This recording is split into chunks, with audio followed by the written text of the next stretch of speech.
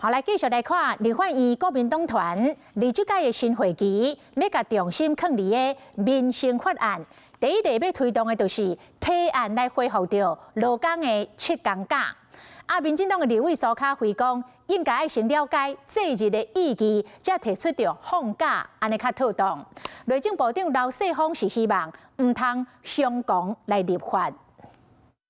拜一爱搁起床上班，天气有够寒，要毋过嘛是都爱上班趁钱，上班族真正想要化工，放假唔知偌好。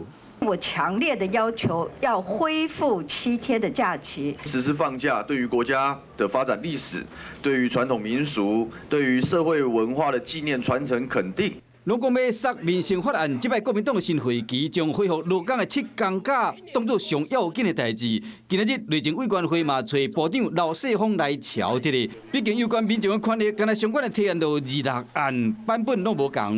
应该是意义的重要性要先能够凝聚共识，这是第一个层次，大家先讨论好，是不是都同意有这一些纪念日成为国家制定的，然后再来决定它的形式，到底是要放假还是不放假，或有其他的纪念方式。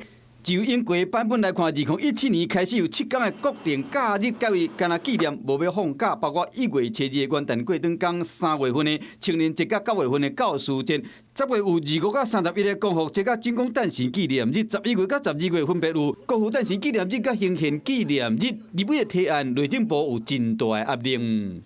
上个会期啊，公听会的时候，学者也好。 然后不同的立委呢，都完全没有共识，所以我们认为呢，这个不要立法比较好。以一年平均放假上济116天来看，敢有这个机会佫增加？伫内政部尽量大党的情形下，就看讨论后，什么时阵会当达成共识，和劳资双方拢会满意。